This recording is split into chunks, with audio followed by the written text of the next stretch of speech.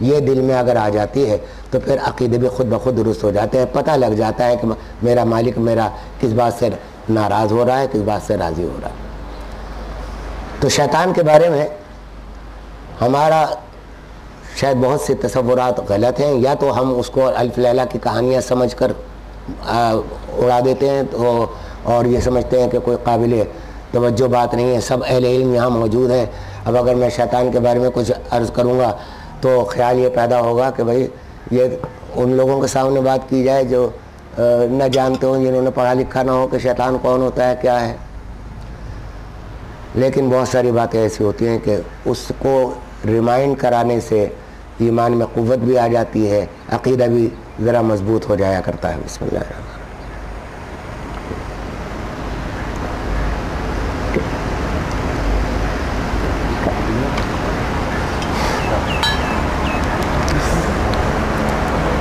حضرت حذیفہ رضی اللہ تعالی عنہ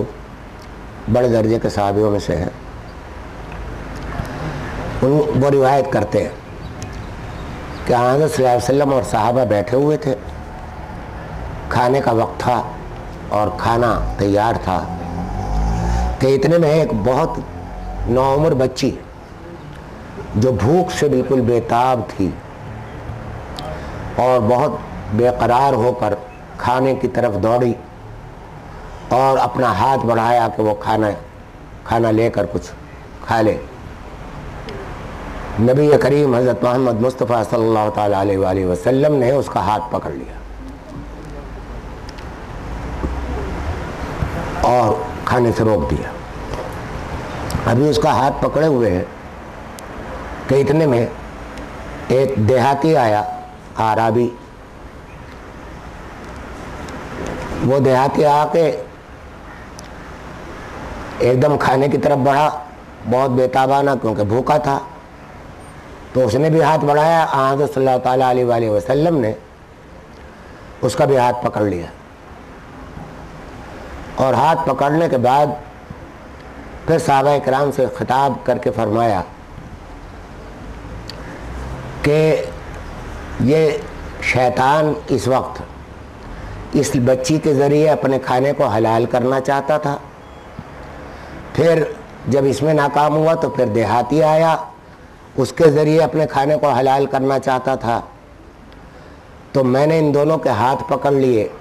کیونکہ انہوں نے بسم اللہ نہیں پڑھی تھی یا کھانے پر اللہ کا نام نہیں لیا تھا، اور قسم کھا کر فرمایا کہ اللہ کی قسم کہ اس وقت اس بچی کے ہاتھ کے ساتھ شیطان کا ہاتھ بھی میرے ہاتھ میں ہے۔ اور یہ حدیث کسی ایسی کتاب میں نہیں ہے جو سیاہ ستہ میں نہیں ہے، صحیح مسلم کی حدیث ہے۔ تو حق تعالی شانہ نے اس کے بعد یہ فرمایا کہ اگر یہ کھانا بغیر بسم اللہ کے کھا لیتے تو یہ اس میں شریک ہوتا اور حلال کر لیتا اپنے کھانے کو۔ اس کی تشریح کروں گا میں ابھی کہ حلال کرنے سے کا کیا مطلب ہے۔ ایک اور مجھے واقعہ یاد آ گیا، حضرت امیہ بن محشی ہے یا محشا ہے، محشی ہے رضی اللہ تعالیٰ عنہ، وہ بیان کرتے ہیں کہ ایک مرتبہ حضرت صلی اللہ تعالیٰ علیہ وآلہ وسلم مسجد نبوی میں بیٹھے ہوئے تھے اور ایک شخص ان کے سامنے کھانا کھا رہا تھا۔ معاف کیجیے گا، یہ حدیث میں یہ تصریح نہیں ہے کہ کہاں بیٹھے ہوئے، تو بظاہر مسجد نبوی میں ہوں گے، لیکن یہ تصریح نہیں ہے کہ کہاں بیٹھے ہوئے تھے آپ، اور آپ کے سامنے یہ واقعہ کہاں پیش آیا، مسجد نبوی میں یا باہر کہیں۔ تو ایک شخص آپ کے ساتھ بیٹھا ہوا تھا، کھانا کھا رہا تھا اور بڑے کھانا کھاتے جا رہے تھے۔ اس نے یہ کھانا بسم اللہ کے بغیر، اللہ کا نام لیے بغیر کھانا شروع کر دیا تھا۔ نبی کریم صلی اللہ تعالیٰ علیہ وآلہ وسلم کی تعلیم یہ ہے کہ بسم اللہ کر کے کھانا شروع کرو، اللہ کا نام لو، اور اگر کسی کو یاد نہ رہے کھانا کھانے کے بسم اللہ کے شروع میں بسم اللہ پڑھنا، اور بعد میں یاد آ جائے کھانے کے دوران تو اس وقت یہ کہے کہ بسم اللہ اولہ و آخرہ، کہ اللہ کا نام اس کے شروع میں بھی اور اس کے آخر میں بھی، اللہ کے نام سے شروع کرتا ہوں، شروع بھی اور آخر میں۔ تو اس روایت میں فرماتے ہیں کہ جس وقت وہ کھانا کھا رہے تھے تو صحابی کو یہ حدیث یاد آئی کہ حضور صلی اللہ علیہ وسلم نے یہ فرمایا کہ بسم اللہ میں نے نہیں پڑھی تھی، تو انہوں نے آخری لقمہ تھا، انہوں نے کہا کہ بسم اللہ اولہ و آخرہ۔ تو حضرت صلی اللہ تعالیٰ علیہ وآلہ وسلم دیکھ کر ہنسنے لگے، آپ نے ضحک فرمایا، ہنسے۔ صحابہ نے پوچھا کہ کیا ہوا یا رسول اللہ؟ کہا کہ میں دیکھ رہا تھا کہ شیطان اس کے ساتھ کھانا کھا رہا تھا بیٹھا ہوا، جب اس نے یہ الفاظ ادا کیے بسم اللہ اولہ و آخرہ کے، تو اس نے جو کچھ کھایا تھا سب قے کر دیا، الٹ دیا، اور پھر فرمایا کہ کھانا اللہ کی نعمت ہے، اس کو اللہ کی نعمت کے ساتھ کھانا چاہیے۔ یہ بات میں نے اس لیے یہ دو روایتیں عرض کی۔ اب رہا یہ کہ شیطان حلال کرنا چاہتا تھا اپنا کھانا، ان دونوں روایتوں سے یہ معلوم ہوتا ہے کہ شیطان اس کھانے کو کھا ہی نہیں سکتا جس پر نام اللہ کا لے لیا گیا۔ قدرت نے کچھ ایسی پابندیاں لگا دی ہیں اس کے اوپر کہ وہ کھا نہیں سکتا، اس کو ہضم ہی نہیں ہوتا وہ کھانا، وہ کھانا ہی وہی کھائے گا جس پر اللہ کا نام نہ لیا گیا۔ اور حلال کرنے کا مطلب یہی ہے کہ وہ چاہتا ہے کہ کھانا کھا لے۔ ایک اور حدیث کا مضمون یاد آ گیا، الفاظ تو ذہن میں نہیں، کہ حضرت صلی اللہ علیہ وسلم نے فرمایا کہ ایک شخص گھر میں داخل ہوتا ہے اللہ کا نام لیے بغیر،